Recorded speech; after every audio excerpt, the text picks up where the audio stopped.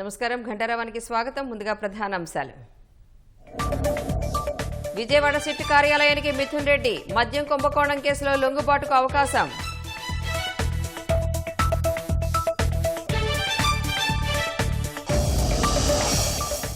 టీటీడీలో పనిచేస్తున్న 4 అన్యమత ఉద్యోగులపై suspension. Vigilance విభాగం నివేదిక ఆధారంగా చర్యలు.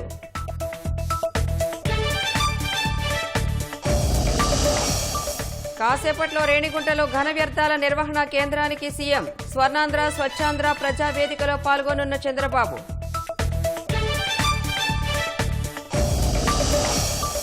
మినీ వ్యాన్ ట్రక్ ఢీకొట్టడంతో 6 మృతి. ఉత్తరప్రదేశ్లోని యమునా ఎక్స్ప్రెస్ హైవేపై ఘటన.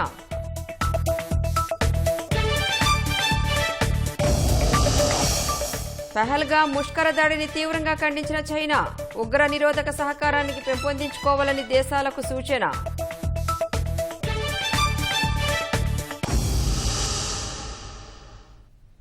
మద్యం కేసులో A4గా ఉన్న వైసీపీ ఎంపీ మిథున్ రెడ్డి ఢిల్లీ నుంచి గన్నవరం ఎయిర్పోర్టుకు వచ్చారు. అక్కడి నుంచి విజయవాడ సిట్ కార్యాలయానికి బయలుదేరారు.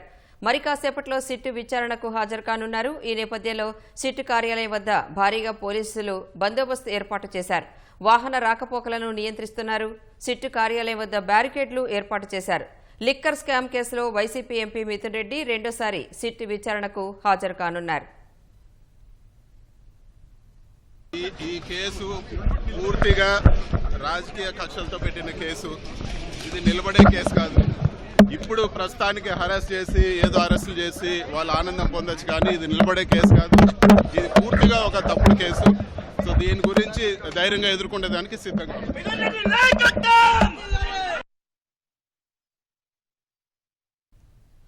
వైసీపీ ఎంపీ మిథున్ రెడ్డి కాసేపట్లో సిట్ కార్యాలయానికి రానున్నారు. మరింత సమాచారం మా ప్రతినిధి జయప్రకాష్ ప్రత్యక్ష ప్రసారం ద్వారా అందిస్తారు.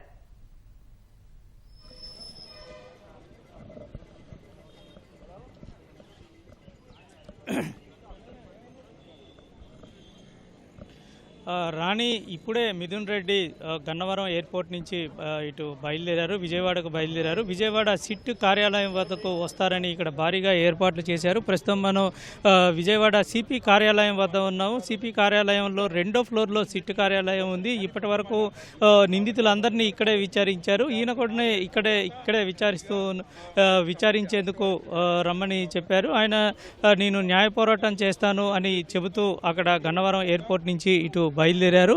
మరికొద్దిసేపట్లోనే ఇక్కడికి వచ్చే అవకాశాలు కనపడుతూ ఉన్నాయి. కార్యాలయానికి అటు ఇటు బారిగేట్లు ఏర్పాటు చేసి భారీగా బందోబస్తు ఏర్పాటు చేశారు. అక్కడి నుంచి బయలుదేరినప్పటి నుంచి పోలీసులు కూడా ఎటువైపు వెళ్తున్నారు అనే విషయాన్ని మానిటరింగ్ చేస్తూ ఉన్నట్టు మనకి తెలుస్తుంది. అయితే ఈరోజు సుప్రీంకోర్టు విచారణకు హాజరు కావాలనుకున్న నేపథ్యంలోనే విచారణకు హాజరవుతున్నట్టు మనకి తెలుస్తోంది. ఇటు హైకోర్టు కూడా ముందస్తు బెయిల్ని కొట్టివేయటం జరిగింది. నిన్న ఇక్కడ చూసుకున్నట్లయితే ఏసీబీ కోర్టులో కూడా మిథున్ రెడ్డి పైన అరెస్టు వారెంట్ జారీ చేయాలని కోరుతూ పిటిషన్ దాఖలు చేసిన పరిస్థితిని మనం చూసాము. ఏసీబీ కోర్టులో దీనికి సంబంధించి ఈ కేసుకి సంబంధించిన విచారణ అయితే జరుగుతుంది. ఇప్పటి వరకు మొత్తం 11 మంది నిందితుల్ని అరెస్టు చేసిన క్రమంలో ఈయన A4గా ఉన్నారు. గతంలో ఒకసారి విచారణ చేశారు. ఇప్పటికే కొంత సమాచారం తీసుకున్నారు. అప్పుడు కేవలం అభియోగాలు మాత్రమే ఉన్నాయి. వాటికి సంబంధించిన ఆధారాలు కనపడలేదు. అయితే ఇప్పుడు మాత్రం ఇతను A4గా చేర్చటము, అదేవిధంగా ఇందులో కొన్ని ఖచ్చితమైన ఆధారాలు లభించటంతో ఖచ్చితంగా అరెస్టు చేయాలనే నిర్ణయంతో సిట్ ఉంది. ఈ క్రమంలోనే ఆయన్ని విచారణకు పిలవాలనుకున్నది. కాకపోతే మొన్నటి వరకు హైకోర్టు నుంచి ఎటువంటి తొందరపాటు చర్యలు చేపట్టవద్దని విచారణ జరుగుతున్న నేపథ్యంలో కొంత రక్షణ ఉండటంతో చర్యలు చేపట్టలేదు. లేదు. వెంటనే అది ముగిసిన వెంటనే ఎల్ఓసి కూడా జారీ చేశారు. జారీ చేసి అరెస్ట్ చేసేందుకు రంగం సిద్ధం చేశారు. ఈరోజు ఇక్కడకు విచారణకు వస్తే దాదాపు అరెస్ట్ చేసే అవకాశాలే మనకి ఎక్కువ కనపడుతూ ఉన్నాయి. ఎందుకంటే ఇందులో కీలకంగా ఈయన వ్యవహరించారని ఇప్పటికే కొన్ని ఆధారాలు సేకరించారు. వీటికి సంబంధించిన మద్యం ముడుపులకి సంబంధించిన విషయాలతో పాటుగా దాంట్లో వీళ్ళ కంపెనీకి సంబంధించి ఎక్కువ ఆర్డర్లు రావటం, ఏదైతే మిథున్ రెడ్డి ఆధీనంలో ఉన్నటువంటి మద్యం కంపెనీలు ఉన్నాయో వాటికి సంబంధించి ఎక్కువ ఆర్డర్లు వచ్చాయని ఇవన్నీ విషయాలన్నీ రావటంతో ఖచ్చితంగా ఈ ఆధారాలు సరిపోతాయి, ప్రాథమికంగా ఈయన ఈ కేసులో ఇన్వాల్వ్ అవుతున్నారు అనే విషయాన్ని ఖచ్చితంగా చెప్పవచ్చు అని పోలీసులు భావిస్తూ ఉన్నారు. దీంతోపాటు డైరెక్టర్గా వ్యవహరించినటువంటి ఒక కంపెనీలో 5 కోట్ల రూపాయలు నగదు లావాదేవీలు జరగటం సిట్ విచారిస్తుంది, ఖచ్చితంగా దీన్ని తెలుసుకుంటుంది అన్న క్రమంలోనే మళ్ళీ దాన్ని అదే కంపెనీకి రిటర్న్ చేశారని ఇటు సిట్ తరపు న్యాయవాది కోర్టులో విచారణ సందర్భంగా ఆయన కోర్టుకు వెలువరించారు. ఒకసారి ఈ కేసు మనం చూసుకున్నట్లయితే మద్యం కుంభకోణం పైన సిట్ ఏర్పాటు చేస్తూ 2019 అక్టోబర్ నుండి 24 వరకు జరిగినటువంటి మద్యం అక్రమాలపైన మొత్తం 7 సిబ్బందితోటి సిట్ ఒకటి ఏర్పాటు చేసింది. మొత్తం 15 రోజులకు ఒకసారి సిఐడి చీఫ్కి ఈ విషయం పైన ఎప్పటికప్పుడు సమాచారం చేయాలని చెప్తూ ఉంది. మార్చి 21న మిథున్ రెడ్డి మద్యం కేసులో తను అరెస్ట్ చేసే అవకాశం ఉందని మొదట బెయిల్ పిటిషన్ దాఖలు చేశారు. ఏప్రిల్ 14న ఇటు రాజ్కాస్ రెడ్డికి సంబంధించిన కంపెనీల్లో గృహాల్లో అధికారులు తనిఖీలు చేపట్టారు. ఏప్రిల్ 16 రాజ్కాస్ రెడ్డికి నోటీసులు జారీ చేయటం, 19న హాజరు కావాలని నోటీసుల్లో పేర్కొన్నారు. అయితే 4 సార్లు నోటీసుల్లో పేర్కొన్నప్పటికీ ఆయన రాకపోవడంతో ఆ తరువాత 22 అరెస్ట్ చేసిన పరిస్థితి అయితే ఉంది. ఏప్రిల్ 19న మిథున్ రెడ్డి సిట్ విచారణకు గతంలో ఒకసారి హాజరయ్యారు. ఏప్రిల్ 22న అరెస్టు చేశారు రాజ్కాస్ రెడ్డిని. తర్వాత 24వ తేదీన బూనెట్టి చాణక్యని, 25వ తేదీన సజ్జల శ్రీధర్ రెడ్డిని, మే 2వ తేదీన మద్యం కేసులో నిందితులు దిలీప్ని అరెస్టు చేశారు. అదేవిధంగా ఆ తర్వాత అనంతరం ధనంజయ రెడ్డి, కృష్ణమోహన్ రెడ్డి నిందితులుగా ఉన్న వాళ్ళ ఇళ్లలో కూడా అక్కడ తనిఖీలు చేయటం జరిగింది. ఆ తర్వాత వారిని కూడా విచారణకు సుప్రీంకోర్టు ఆదేశాలతోనే, అంటే విచారణకు హాజరు కావాలి అని కోర్టు ఆదేశాలు ఇవ్వటంతో వాళ్ళు కూడా గతంలో హాజరైన పరిస్థితి అయితే ఉంది. ఈరోజు కూడా కోర్టు ఆదేశాలతోటే మిథున్ రెడ్డి రానున్నట్టు మనకి తెలుస్తుంది. మొత్తం మీద తాను న్యాయపరంగా ఈ సమస్యను ఎదుర్కొంటానని ఇప్పుడే కొద్దిసేపటి కిందటే ఇటు ఎయిర్పోర్ట్లో చెప్పారు. తనపైన అన్యాయంగా ఈ కేసు మోపారని, తనకు ఎటువంటి సంబంధం లేదని చెప్తూ ఉన్నారు. మరోవైపు మొదటి నుంచి చివరి దాకా మద్యం కుంభకోణంలో ముడుపుల వ్యవహారం తీసుకునే దగ్గర నుంచి అంతిమ లబ్ధిదారుడికి ఈ నగదు చేరేంత వరకు మిథున్ రెడ్డి చాలా కీలకంగా వ్యవహరించారు. ఆ పాత్ర ఉంది అని దీంట్లో స్పష్టమైంది. దానికి తగిన ఆధారాలు ఉన్నాయి. అంటే కేవలం డిజిటల్ ఎవిడెన్స్నే కాదు, దానికి సంబంధించి జరిగినటువంటి లావాదేవీలు కూడా తమ వద్ద ఉన్నాయని తెలిపారు. మద్యం కంపెనీల్లో కొన్ని తమ అధీనంలోకి తీసుకొని వీళ్ళే మొత్తం వాటి వ్యవహారాలన్నీ చూశారు. ఏ కంపెనీలు అయితే తమ అధీనంలో ఉన్నాయో వాటన్నిటికీ అత్యధిక ఆర్డర్లు పొందిన కంపెనీలుగా అవి ఆ లిస్టులో ఉన్నాయని చెప్తూ ఉన్నారు. సొంత బ్రాండ్లు తయారు చేస్తూ అధిక లాభాలు పొందడమే కాకుండా ఈ మద్యం ముడుపుల్లో కూడా వీళ్ళకి కొంత వాటాలు వచ్చాయనేటువంటి ఆరోపణలు, దానికి సంబంధించిన విషయాలు కొంత ఉన్నాయని సిట్ అధికారులు చెబుతూ ఉన్నారు. అంటే ఈ 2 విషయాలుగా మిథున్ రెడ్డి లాభపడ్డాడని, ఈ కేసులో ఈ స్కామ్లో ఈయన ఖచ్చితంగా ఉన్నాడని చెప్తూ ఉన్నారు. ఖచ్చితంగా ఆయన కస్టడీలో తీసుకొని విచారిస్తే ఇందులో పూర్తి స్థాయి విషయాలు బయటపడే అవకాశం ఉంది అని ఇటు ముందస్తు బెయిల్ పిటిషన్ విచారణప్పుడు సీనియర్ న్యాయవాది హైకోర్టులో విచారణకు జడ్జి ముందు వాదనలు వినిపించిన పరిస్థితి ఉంది. ఇటువంటి కీలకమైనటువంటి కేసుల్లో, అంటే తాజాగా ఇప్పుడున్నటువంటి సమాచారం ప్రకారం కేవలం 3,500 కోట్ల రూపాయలు ఇందులో అక్రమంగా లావాదేవీలు జరిగాయి, ముడుపుల రూపంలో వెళ్ళాయని తెలిసినప్పటికీ ఇంకా దాని విలువ ఎక్కువగా ఉండే అవకాశాలు అయితే అయితే కనబడుతూ ఉన్నాయి. రకరకాలుగా అంటే కేవలం ఇటు పెట్టుబడుల రూపంలోనే కాకుండా వేరే సినిమా వ్యవస్థలో పెట్టుబడులు కానీ, రియల్ ఎస్టేట్ రంగంలో కానీ, అలాగే హాస్పిటల్కి సంబంధించిన రంగంలో కానీ ఈ నిందితులు చాలా రంగాల్లో పెట్టుబడులు పెట్టారు. కొంత హవాలా మార్గంలో కూడా పంపించి దాన్ని మళ్ళా వెనక్కి అంతిమ లబ్ధిదారుడికి అందే విధంగా చేసిన వ్యవహారంలో మిథున్ రెడ్డి పాత్ర కీలకమైనటువంటి విషయాన్ని సిట్ అధికారులు చెప్తూ ఉన్నారు. ప్రస్తుతం సిట్ అధికారులు ప్రత్యేక ప్రశ్నావళిని తయారు చేసి సిద్ధంగా ఉన్నారు.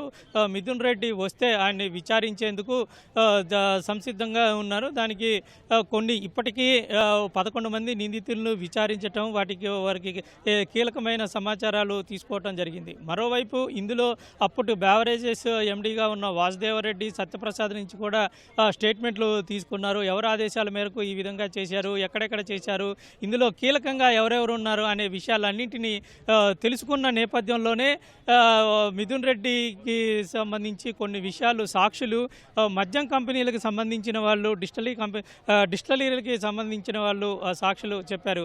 ఇవన్నీ జరిపిన క్రమంలోనే ఈరోజు మనకి ఇక్కడికి వస్తున్నట్టు తెలుస్తుంది. మొత్తం మీద ఈరోజు విచారిస్తే కీలక విషయాలు బయటపడే అవకాశాలు అయితే మనకి కనబడుతున్నాయి. రాణి, కెమెరామెన్ శేషుతో జయప్రకాష్, ఈటీవీ న్యూస్, విజయవాడ. ధన్యవాదాలు జేపీ. టీటీడీలో పనిచేస్తున్న 4 అన్యమత ఉద్యోగులపై వేటు పడింది. టీటీడీ విజిలెన్స్ విభాగం నివేదిక ఆధారంగా అన్యమత ఉద్యోగులపై టీటీడీ చర్యలు తీసుకుంది. నాణ్యతా విభాగ deputy executive engineer B Eliezer, BIRD ఆసుపత్రిలో staff nurse S Rosy, BIRD ఆసుపత్రిలో grade 1 pharmacist M Premavathi suspend అయ్యారు.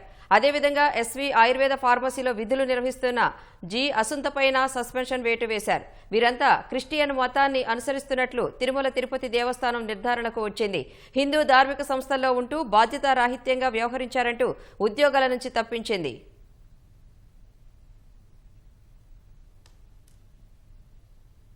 పోలవరం డయాఫ్రమ్ వాల్ నిర్మాణం ఎప్పటిలోగా పూర్తవుతుందో స్పష్టంగా చెప్పాలని కేంద్ర జలశక్తి కార్యదర్శి దేబశ్రీ ముఖర్జీ రాష్ట్ర అధికారులను ప్రశ్నించారు. పోలవరం పురోగతిపై సమీక్ష నిర్వహించిన ఆమె ప్రాజెక్టు నిర్మాణ రీషెడ్యూల్లోని 20 రోజుల్లోగా ఇవ్వాలని ఆదేశించారు. పునరావాసం, పెండింగ్ బిల్లులపైన దేబశ్రీ ఆరా తీశారు. పోలవరం ప్రాజెక్టు పురోగతిపై కేంద్ర జలశక్తి కార్యదర్శి దేబశ్రీ ముఖర్జీ ఢిల్లీలో సమీక్ష నిర్వహించారు. AP engineer in chief Narasimhamurthy, జలవనరుల శాఖ సలహాదారు ఎం వెంకటేశ్వరరావు, పునరావాస కమిషనర్, పోలవరం ప్రాజెక్టు అథారిటీ, కేంద్ర జల సంఘం, ఇతర కేంద్ర సంస్థల ప్రతినిధులు పాల్గొన్నారు. పనుల పరిస్థితితో పాటు ఆర్థిక షెడ్యూల్, బిల్లుల చెల్లింపు అంశాలపైన ఆమె ఆరా తీశారు. పోలవరం ప్రాజెక్టులో డయాఫ్రమ్ వాల్ నిర్మాణం 2025 డిసెంబర్ నాటికి పూర్తి చేయగలరా అని ప్రశ్నించారు. ఇప్పటికే 5,000 చదరపు మీటర్ల మేర పనులు వెనకబడి ఉన్నాయని, ఎప్పటికి పూర్తి చెయ్యగలరో స్పష్టంగా చెప్పారని ఆమె అడిగారు. 2025 డిసెంబర్ నాటికి పూర్తి చేసేందుకు ప్రయత్నాలు చేస్తామని, వర్షాకాలంలోనూ పనులు చేసేందుకు ఏర్పాట్లు చేసుకున్నామని ఈఎన్సీ తెలిపారు. లేని పక్షంలో 2026 మార్చికు డయాఫ్రమ్ వాల్ పనులు పూర్తి చెయ్యగలమని వెల్లడించారు.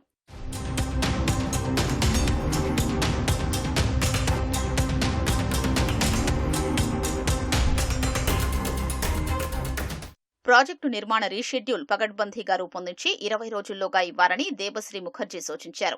ఆ షెడ్యూల్ను కేంద్ర జల సంఘానికి సమర్పిస్తే వారు 10 రోజుల పాటు పరిశీలించి అవసరమైన మార్పులు సూచిస్తారని తెలిపారు. గ్యాప్ 1 ప్రధాన డ్యాం పనులు 2025 నవంబర్ నుంచే ప్రారంభించాలనుకుంటున్నామని ఈఎన్సీ చెప్పారు. ఇసుక రీచ్లో మొదట పనులు చేస్తామని, నల్లమట్టి రీచ్లో డీప్ సాయిల్ మిక్సింగ్ పూర్తయిన తరువాత చేపడతామని వెల్లడించారు. ప్రాజెక్టు నాణ్యత మాన్యువల్ 2-3 రోజుల్లో పూర్తి చేయాలని దేబశ్రీ ముఖర్జీ స్పష్టం చేశారు. బట్రస్ డ్యాం నిర్మాణ పనులు ఆలస్యమవుతున్న వైనంపై ప్రశ్నించగా ఆగస్టు నెలాఖరుకు పూర్తి చేస్తామని అధికారులు తెలిపారు.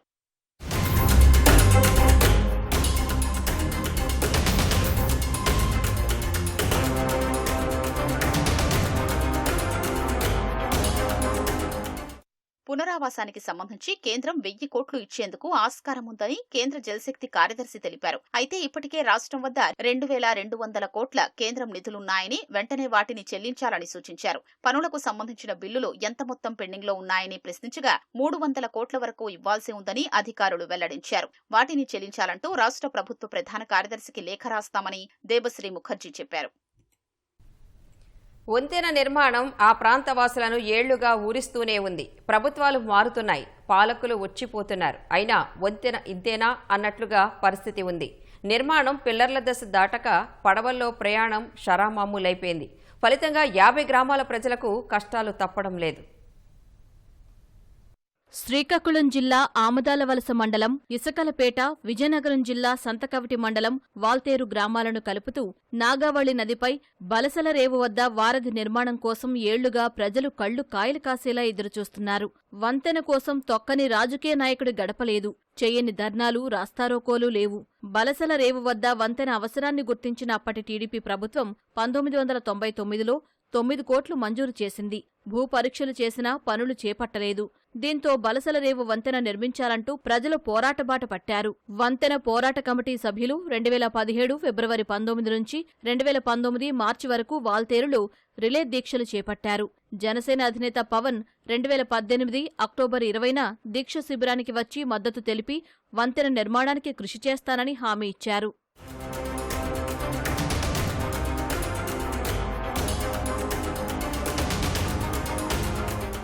వైసీపీ అధికారంలోకొచ్చాక 2022లో జగన్ 87 కోట్లు మంజూరు చేశారు. నాటి స్పీకర్ తమ్మినేని సీతారాం పనులను ప్రారంభించారు. పనుల ప్రారంభంలో చూపిన చొరవ నిధుల విడుదలలో లేక పరిస్థితి మళ్లీ మొదటికొచ్చింది. కష్టాలు తీరతాయన్న ప్రజల సంబరం ఎంతో కాలం నిలవలేదు. 16 కాంక్రీటు స్తంభాలు నిర్మించాల్సి ఉండగా 8 మాత్రమే పూర్తి చేశారు. పిల్లర్ల నిర్మాణానికి అయిన 15 కోట్ల రూపాయల్లో వైసీపీ సర్కారు ఒక్క పైసా కూడా వెదల్చకపోవడంతో పనులు అర్ధాంతరంగా నిలిచిపోయాయి. నిర్మాణ సామగ్రి, కోట్ల విలువైన యంత్రాలు 2 ఏళ్లుగా తుప్పుపట్టిపోతున్నాయి. మరోవైపు నాగావళి నదిపై ప్రజలు అత్యంత ప్రమాదకరంగా పడవల్లో రాకపోకలు సాగిస్తున్నారు.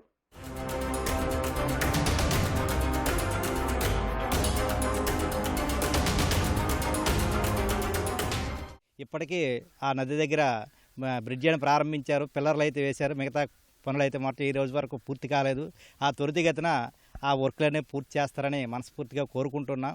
ఎంత పెద్ద పెట్టేరులో పెద్ద పొంగిపోయిన సరే రాక తప్పుకుంటుంది. ప్రాణం మరి ఉంటుందే పోద్దని రకం అయిపోతుంది సార్. ఇక్కడికి వచ్చినప్పుడు నా చిన్నప్పటి నుంచి వస్తాను కానీ ఇక్కడ బ్రిడ్జి మాత్రం లేదు. చాలా ఇబ్బందులు పడుతున్నాయి సార్. మాకు ఏటాతలకి వెళ్ళాలని చాలా ఇబ్బంది అవుతుందండి. అలాగే నడిచి వెళ్ళాలన్నా, లేకపోతే సైకిల్ పట్టుకెళ్ళి ఆతలు పెట్టాలా, లేకపోతే ఇతల నుంచి ఆతలు మొయ్యాలా, వాళ్ళ ఇబ్బంది జరుగుతుంది. పోతే బ్రిడ్జి అయితే మాకు దగ్గర అందుబాటు. చుట్టూ తిరిగి వెళ్ళాలంటే మా అలాంటి వెళ్ళలేము, ఇబ్బంది అయిపోతుంది. ఎక్కడికి వెళ్ళాలనే, హాస్పిటల్కి వెళ్ళాలనే, ఏది బాగులేకపోయినా ఈ పడవ మీద రావాలనే ఒకప్పుడు పడవ కూడా వేయరు పెద్ద ఫుల్గా వస్తే. గవర్నమెంట్ ఇప్పటికైనా పూర్తి చేస్తుందని మేము అనుకుంటాను, కోరుకుంటాను. రాజాం నియోజకవర్గ ప్రజలు ఆమదాల వలస శ్రీకాకుళం రావాలంటే సుమారు 70 నుంచి 100 కిలోమీటర్లు ప్రయాణించాలి. వంతెన పూర్తయితే ఆ దూరం 20 నుంచి 30 కిలోమీటర్ల మేర తగ్గుతుంది. కానీ వారధి లేక విద్యార్థులు వివిధ పనులపై రోజు వెళ్లేవారు అష్టకష్టాలు పడుతున్నారు. టైం వేస్ట్ అయిపోయి కాలేజ్ టైం దాటిపోద్ది. ఫస్ట్ పీరియడ్ కానీ సెకండ్ పీరియడ్ కానీ ఆ టైంలో వెళ్తాము. దానివల్ల మనం క్లాస్ చాలా ఇబ్బంది పడిపోతాము, మిస్ అయిపోతాము. కొన్నిసార్లు ఈ నది ఎక్కువ ప్రభావం రావడం వల్ల పడవ కూడా వేయట్లేదు. దానివల్ల క్లాసులు కూడా డొమ్మ అయిపోతాయి. అవతల మా ఊరు నుంచి కింతల మీదుగా చుట్టూ తిరిగి వెళ్తే 50 కిలోమీటర్లు వస్తుంది. శ్రీకాకుళం సింహద్వారంకి 50 కిలోమీటర్లు వస్తుంది. ఇలాగైతే 12 కిలోమీటర్లు వస్తుంది. కానీ పాలకులు మారుతారు, ప్రతినిధులు మారుతారు, పార్టీలు మారుతాయి. మా బ్రతుకులు ఇంతే అనుకుంటాం. ఈ నది మీదుగా బ్రిడ్జి అయితేనే మాకు సుఖం. లేదంటే ప్రాణాలకు తెగించి వాళ్ళు పడవేయడం, మేము ప్రాణాలు తెగించి మేము పడవ ఎక్కడం. ఎందుకంటే మాకు అలవాటు అయిపోయింది. ఇది చిన్నప్పటి నుంచి కూడా, మా తరతరాల నుంచి కూడా ఉన్నాం. మరి ఇంతకు మించిన మా బ్రతుకులు ఇంత అనుకుంటున్నాం. ఈ ప్రాంత వాసులు ఈ బ్రిడ్జిని చూసి చనిపోదాం అనుకున్న వాళ్ళు చాలామంది ఉన్నారు. అంటే ఇది అంత పవిత్రమైనది, ఫలితం ఇచ్చే బ్రిడ్జ్ ఇది. కేవలం ఇది కనెక్టివిటీ కాదు, అభివృద్ధికి నాంది. ప్రాంత వాసుల కళ నెరవేరాలి. నిధులు విడుదలైతే వంతెన నిర్మాణ పనులు పునః ప్రారంభిస్తామని రహదారులు, భవనాల శాఖ ఈఈ రవీంద్రనాయక్ తెలిపారు. బ్రిడ్జ్ పోర్షన్లో దాదాపుగా రివర్ పోర్షన్లో మనం పని చేసేస్తే సీజన్లో కూడా మనం పని చేయొచ్చు అని చెప్పేసి కొద్దిగా ఫాస్ట్గానే చేశారు కాంట్రాక్టరు. కాకపోతే ఏంటంటే మనము బిల్స్ 13 కోట్లగా పెట్టాము, కానీ లాస్ట్ మార్చిలో కావాల్సింది కాలేదు. మళ్ళీ ఈ గవర్నమెంట్ వచ్చిన తర్వాత అవుతుందని వెయిట్ చేస్తున్నాము. అది కూడా ఈ త్వరలో చేస్తామన్నప్పుడు కాంట్రాక్టర్ కూడా పేమెంట్ అయినా ఇమ్మీడియట్నే స్టార్ట్ చేస్తాము. పేమెంట్ దాదాపు 13 కోట్లు ఉంది కాబట్టి మాకు పేమెంట్ అరేంజ్ చేసేయండి అని చెప్పేసి రిక్వెస్ట్ చేస్తున్నాడు. అదే విషయం పైన సిఈకి వాళ్ళకి తెలిపాం. నాగావళి నదిపై బలసల రేవు ఇసుకలపేట దగ్గర వంతెన దశాబ్దాల కలగా మిగిలిపోయింది. గత ప్రభుత్వం నిర్మాణం చేపట్టినప్పటికీ బిల్లులు చెల్లించకపోవడంతో ఎక్కడ వేసిన పనులు అక్కడే నిలిచిపోయాయి. ఇప్పటికైనా కూటమి ప్రభుత్వం ఈ వంతెన పూర్తి చేస్తుందని ఈ ప్రాంతవాసులు కోరుకుంటున్నారు. కెమెరామెన్ చిన్నారెడ్డితో ఈశ్వర్, ఈటీవీ న్యూస్, శ్రీకాకుళం జిల్లా. ఉత్తరప్రదేశ్లోని యమునా ఎక్స్ప్రెస్ హైవేపై ఘోర రోడ్డు ప్రమాదం జరిగింది. ఆగ్రాకు వెళుతున్న మినీ వ్యాన్ ఓ ట్రక్కును బలంగా ఢీకొట్టింది.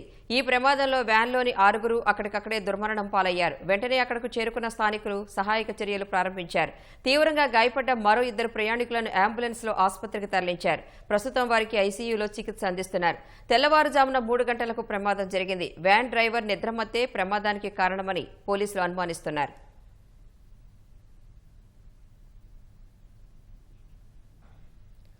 ఆన్లైన్ బెట్టింగ్ యాప్లకు సంబంధించిన కేసుల దర్యాప్తును ముమ్మరం చేసిన ఎన్ఫోర్స్మెంట్ డైరెక్టరేట్ టెక్ దిగ్గజాలైన గూగుల్, మెటాలకు నోటీసులు జారీ చేసింది. జూలై 21న సంస్థల ప్రతినిధులు విచారణకు హాజరవ్వాలని ఈడీ ఆదేశించింది.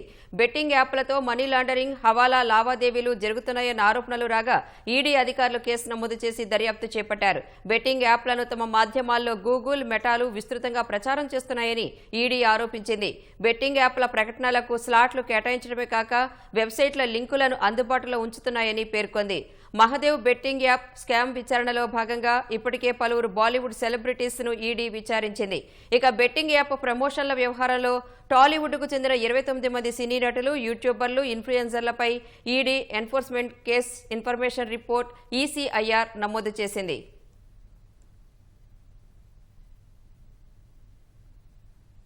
పెహల్గాం ఉగ్రదాడిని చైనా తీవ్రంగా ఖండించింది. ది రెసిస్టెన్స్ ఫ్రంట్ను విదేశీ ఉగ్ర సంస్థగా అమెరికా గుర్తించిన వేళ చైనా ఈ ప్రకటన చేసింది.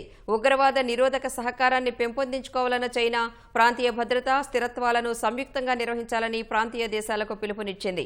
ఉగ్రవాద కార్యకలాపాలను ఎదుర్కోవడంలో అమెరికా చేసిన కృషిని చైనా విదేశాంగ శాఖ ప్రశంసించింది. పెహల్గాం ఉగ్రదాడితో సహా అన్ని రకాల ఉగ్రవాదాన్ని చైనా గట్టిగా ఖండిస్తుందని తెలిపింది. షాంఘై కోఆర్గనైజేషన్ సదస్సు కోసం చైనా వెళ్లిన భారత విదేశాంగ మంత్రి జైశంకర్ పలుమార్లు ఉగ్రవాదం అంశాన్ని ప్రస్తావించారు. భారత్ చైనా సంబంధాల్లో మూడో పక్షం జోక్యం ఉండకూడదని పాకిస్తాన్ ఉద్దేశించి వ్యాఖ్యానించారు. భారత్ చైనా సంబంధాలు మెరుగుపడుతున్నాయని చెప్పారు. ఈ నేపథ్యంలో పెహల్గాం ఉగ్రదాడిని బీజింగ్ ఖండించింది. అహ్మదాబాద్ ఎయిర్ ఇండియా విమాన ప్రమాద కారణాలపై ఊహాగానాలు ప్రచారం జరుగుతున్నాయని, వాటిపై జాగ్రత్తగా ఉండాలని అమెరికాకు చెందిన జాతీయ రవాణా భద్రతా బోర్డు ఎన్టీఎస్బీ హెచ్చరించింది.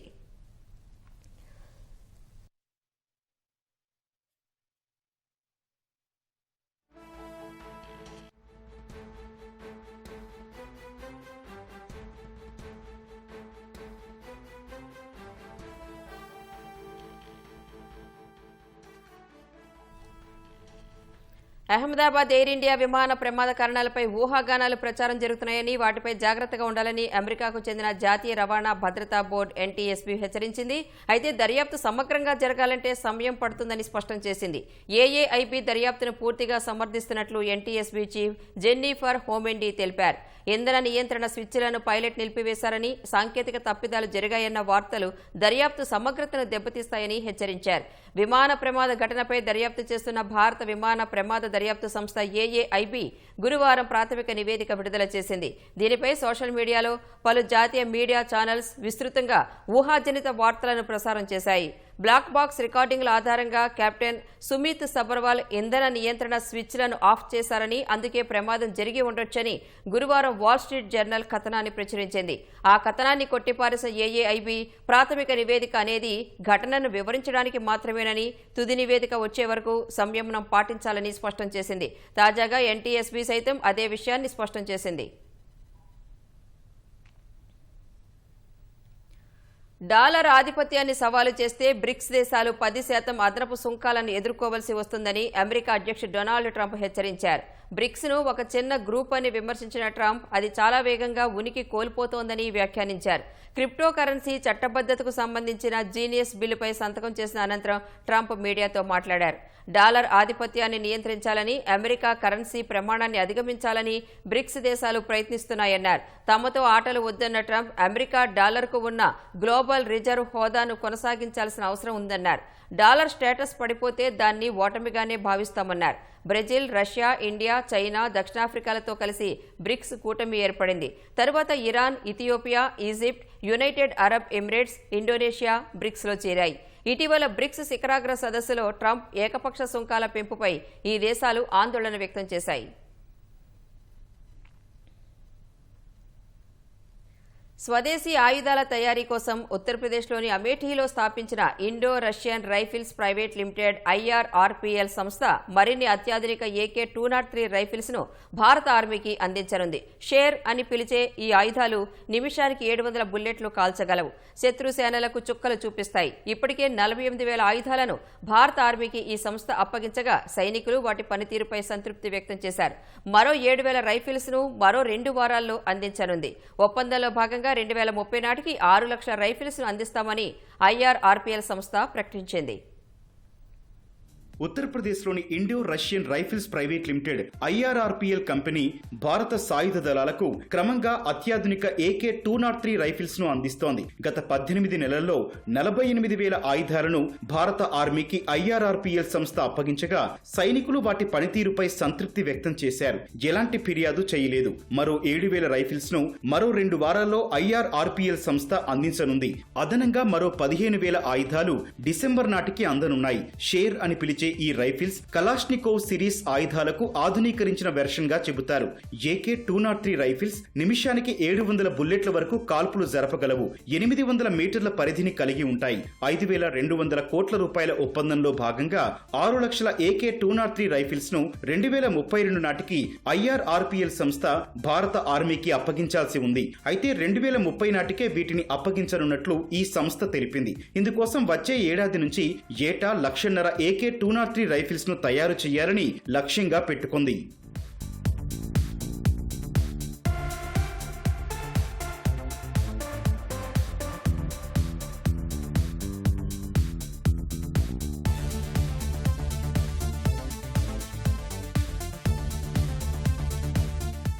AK-47, AK-56 రైఫిల్స్ తో పోలిస్తే AK-203 రైఫిల్స్ చాలా అధునాతనమైనవి. వీటిని కలాష్నికోవ్ సిరీస్ లోని అత్యంత ప్రాణాంతకమైన రైఫిల్స్ లో ఒకటిగా భావిస్తారు. 3 దశాబ్దాలకు పైగా సేవలందిస్తోన్న Indian small arm systems INSAS rifle స్థానంలో AK-203 రానుంది. వీటికి 7.62 x 39 mm కార్ట్రిడ్జ్ ఉండగా ఇన్సాస్ కు 5.56 x 45 mm కార్ట్రిడ్జ్ కలిగి ఉంటుంది. వాటి మ్యాగజైన్ లో ఒకేసారి 30 కార్ట్రిడ్జ్లను ఉంచవచ్చు. తిరుగుబాటు నిరోధక, ఉగ్రవాద నిరోధక చర్యలలో భారత దళాల కార్యాచరణ సామర్థ్యాన్ని పెంచడానికి వీటిని రూపొందిస్తున్నారు. ఈ రైఫిల్ బరువు దాదాపు 3.8 కిలోలు కాగా ఇన్సాస్ బరువు 4.15 కిలోలు ఉంటుంది. షేర్ రైఫిల్స్ బట్ స్టాక్ లేకుండా 705 మిల్లీమీటర్ల పొడవు ఉంటాయి. మరోవైపు ఇన్సాస్ రైఫిల్స్ 960 మిల్లీమీటర్ల పొడవు ఉంటాయి. నియంత్రణ రేఖ, వాస్తవాధీన రేఖ సహా ఉత్తర పశ్చిమ సరిహద్దుల వెంబడి మోహరించిన సైనికులకు AK-203 రైఫిల్స్ కీలక అస్త్రాలుగా మారనున్నాయి.